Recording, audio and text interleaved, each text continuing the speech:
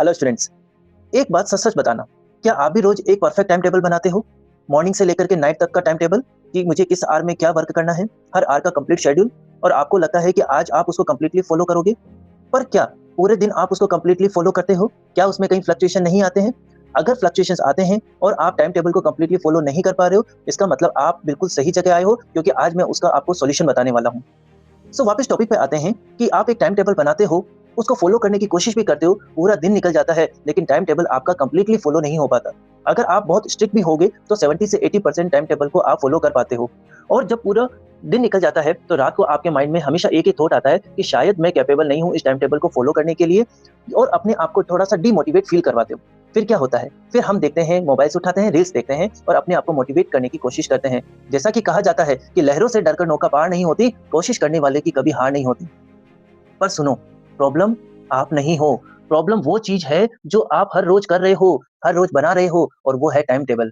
तो क्या करना चाहिए?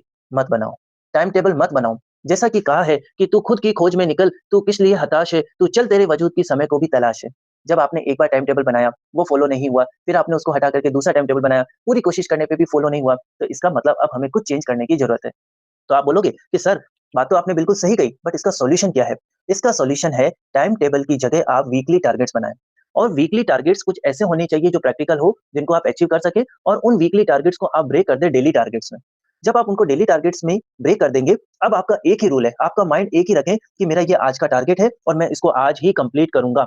उसके लिए चाहे कितना ही टाइम लगे, घड़ी नहीं देखनी है, टाइम से फाइट नहीं करना है, जब तक वो टारगेट कंप्लीट ना हो, मॉर्निंग से लेकर के नाइट तक तब तक लगे रहो। और कोशिश करो कि पूरे दिन में से काफ़ी टाइम पहले अपना टारगेट कंप्लीट कर लो और कुछ टाइम अपने लिए भी बचा लो, जिसमें आप वो काम करो जो आप करना पसंद करते हो। पढ़ना तो है ही, पढ़ना तो हमारे लिए कंपल्सरी है, लेकिन साथ-साथ में अदर एक्टिविटी जैसे आपको सिंगिंग में या आपको राइटिंग में इंटरेस्ट आता है, तो आप थोड़ा वो भी कर सकते हैं। उससे आपको सेल्फ मोटिवेशन मिलेगा क्यों? आपका आज का टारगेट कंप्लीट और साथ-साथ में आप वो काम भी कर रहे हो जो आपको करना है।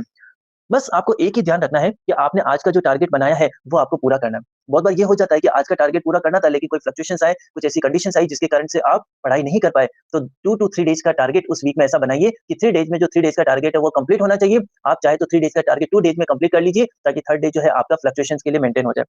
और जी स्टूडेंट, जब आपका टारगेट कंप्लीट हो जाता है, तो आपका कॉन्फिडेंस, आपका मोटिवेशन ये सब वापस आ जाता है और जो इनर मोटिवेशन आता है वो ज़्यादा परमानेंट होता है। तो याद रखिए कि बेटा आप इनकैपेबल नहीं हो, आप वीक नहीं हो, बस आपकी अप्रोच गलत है। आप टाइम बाउंड ना हो करके अपने आप को टारगेट बाउंड करें और जब आप टारगेट बाउंड अपने आप को कर लेंगे, जब आपके डेली टारगेट्स कंप्लीट होंगे, आपके वीकली टारगेट्स कंप्लीट होंगे, तो आपके लॉन्ग टर्म टारगेट्स भी कंप्लीट होंगे। डेफिनिटली आप सक्सेसफुल भी हो जाओगे, आपकी कंसिस्टेंसी भी मेंटेन हो जाएगी और आपको ये भी पता रहेगा कि आप क्या कर रहे हो। Thank you.